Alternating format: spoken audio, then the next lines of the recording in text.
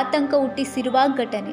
ಸರ್ಕಾರಿ ಕಚೇರಿಯಲ್ಲೇ ವ್ಯಕ್ತಿಯೋರ್ವ ವಿಷ ಸೇವಿಸಿ ಆತ್ಮಹತ್ಯೆಗೆ ಯತ್ನಿಸಿರುವ ಘಟನೆ ಬೆಳಕಿಗೆ ಬಂದಿದೆ. ಈ ಘಟನೆ ಬೆಳಗಾವಿ ನಗರದ ಪ್ರಾದೇಶಿಕ ಆಯುಕ್ತ ಕಚೇರಿಯಲ್ಲಿ ನಡೆದಿದೆ. ರಾಣೆಬೆನ್ನೂರು ಮೂಲದ ರುದ್ರಯ್ಯ ಎಂಬುವವರು ಈ ಆತ್ಮಹತ್ಯೆಗೆ ಯತ್ನ ಮಾಡಿರುವ ವ್ಯಕ್ತಿ. ಜಮೀನು ಭೂ ಪರಿವರ್ತನಾ ಸಮಸ್ಯೆ ಹಿನ್ನೆಲೆಯಲ್ಲಿ ಕಳೆದ ಹಲವು ದಿನಗಳಿಂದ ಕಚೇರಿಗಳಿಗೆ ಅಲೆದಾಡುತ್ತಿದ್ದ ರುದ್ರಯ್ಯ ನ್ಯಾಯ ಸಿಗುತ್ತಿಲ್ಲ ಎಂದು ನಿರಾಶೆಯಿಂದ ಈ ಕೃತ್ಯಕ್ಕೆ ಮುಂದಾಗಿದ್ದಾನೆ ಎನ್ನಲಾಗಿದೆ. 2 ಎಕರೆ ಜಮೀನನ್ನು ಎನ್ಎ ಮಾಡಲು ಅರ್ಜಿ ಸಲ್ಲಿಸಿದ ಅವರು ಈ ಕುರಿತು ಹಾವೇರಿ ಡಿಸಿ ಕಚೇರಿಗೂ ಮನವಿ ಮಾಡಿದ್ದರು.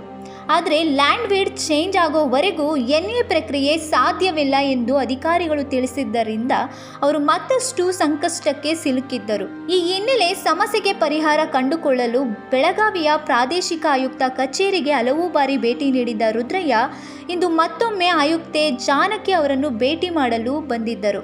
ಆದರೆ ಆಯುಕ್ತೆ ಕಚೇರಿಯಲ್ಲಿ ಇಲ್ಲದ ಹಿನ್ನೆಲೆ ಮನನೊಂದು ಕಚೇರಿ ಆವರಣದಲ್ಲೇ ವಿಷ ಸೇವಿಸಿ ಆತ್ಮಹತ್ಯೆಗೆ ಯತ್ನಿಸಿದ್ದಾರೆ.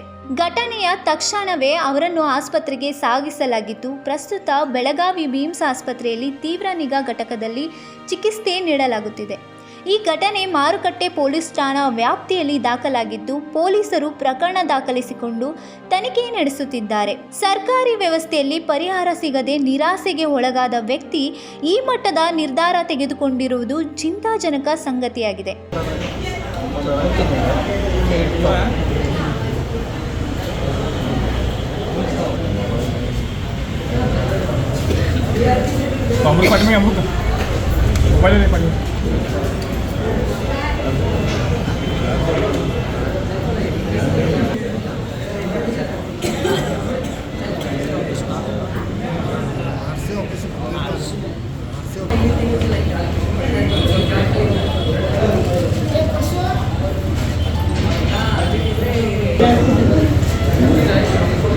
ಬೇರೆ ಮತ್ತೆ